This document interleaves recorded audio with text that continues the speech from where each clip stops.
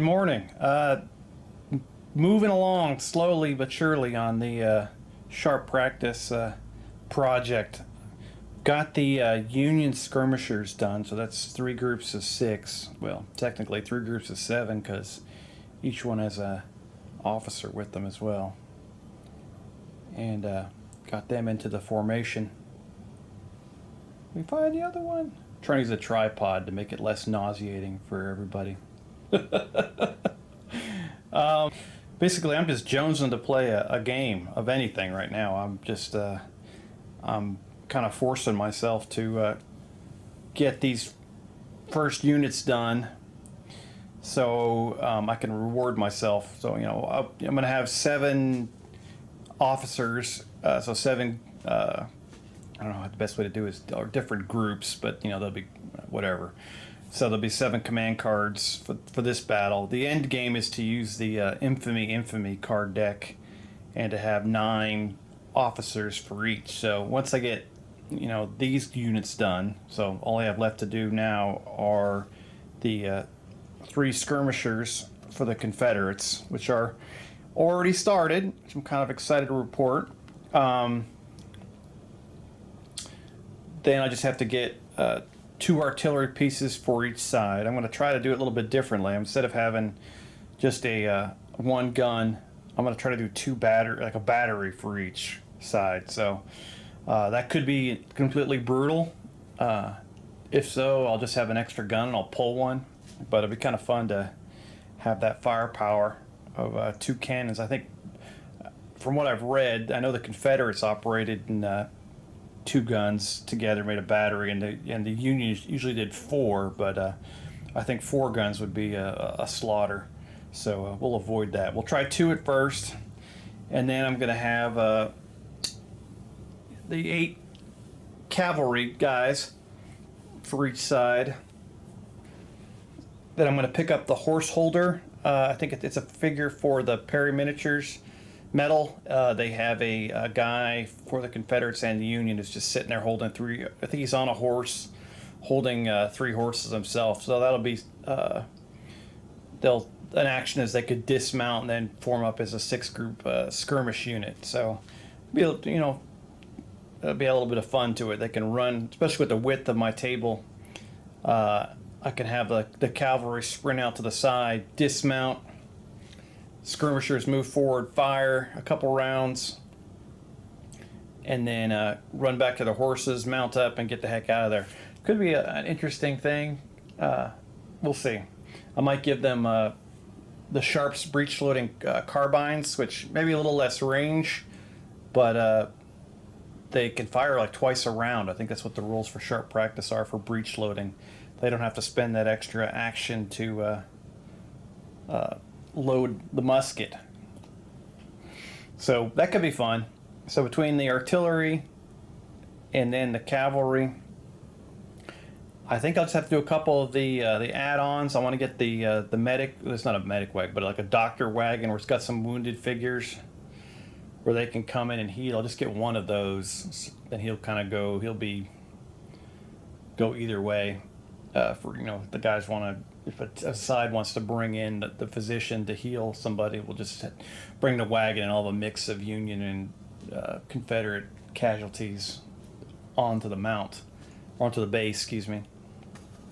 And then I guess I'll need a holy man, which I've got a couple monks upstairs. I think I'll just I'll paint one of them, and that can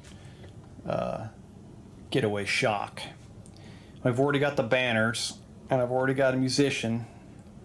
I've got multiple banners and musicians, technically. It just looks good. That'll be the color party. I think that'll be it.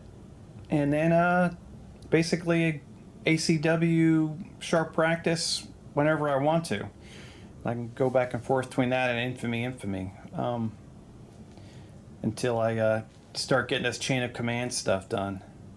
But really I'm not even going to try to think about that until I get some games, because I said before at the beginning of the video, I'm just jonesing to play a game right now. I'm really kind of mad at myself for making this promise that I wouldn't play a game until I got these guys done, at least these initial units. These are all Perry plastics. They come from the I think it's the Union Skirmisher box. I'm also going to do the same box. I'm going to do the Confederates, which I'm already working on, and then the cavalry dismounted will come from the same sprues. Yeah. I like them. They came out good. And that's just about it for now. It's Sunday morning, and yeah, a lot of stuff going on in the real world. The kids are wrapping up school. They've got all their dances and stuff. So I've been the roving photographer man for all them, and just getting ready for spring and summer. Working outside on my grapes. I'll start building a greenhouse, and I'm gonna build a small deck on the back side of my house with a built-in brick barbecue, which is hopefully they all won't look like Frankenstein when they get done. But yeah, so I've got some outside projects that are slowing me down too, and I'm always trying to get the kitchen done for my wife. I still got to put some crown molding up and get one more closet on the wall and then paint. So, but you know, everybody's got the real world going on, but this is what I want to do right now. I want to get this sharp practice game going. Probably get about 2 under my belt, and then I'll probably, hopefully, be comfortable enough to get James over here in the rules where I can, so I can do basically a teaching game with him. I don't want to start teaching him and then teach him the wrong way. He's really sharp though. Not to compliment him, he's probably watching. He'll like read the rule book and watch one video and he'll just memorize everything, which is kind of ridiculous.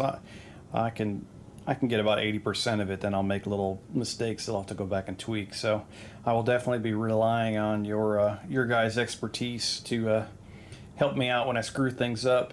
Yeah, there's the fun in that. So all right, so you guys have a great Sunday, have a great week. And I'm super pumped because next weekend we will have our first game of sharp practice. And I feel like I've played 1,000 games of sharp practice after watching it for so many years on Tabletop CP. And then I've been watching Alex's videos lately. And then, of course, I've gone back and watched the Two Fat Lardies tutorials. Just trying to brush up on the rules while I've got downtime. You can only paint for so long before your eyes start crossing and your ability to paint halfway decent starts, you cross over that precipice and you start just slopping paint everywhere, and it's time to put the brush down and walk away. But yeah, another thing that slowed me down, just on a side note, is I had to get new glasses. My old ones were giving me headaches and stuff, so changed the prescription a little bit. The joy of getting a little bit older, and now I'm back out there. My bifocals are rocking.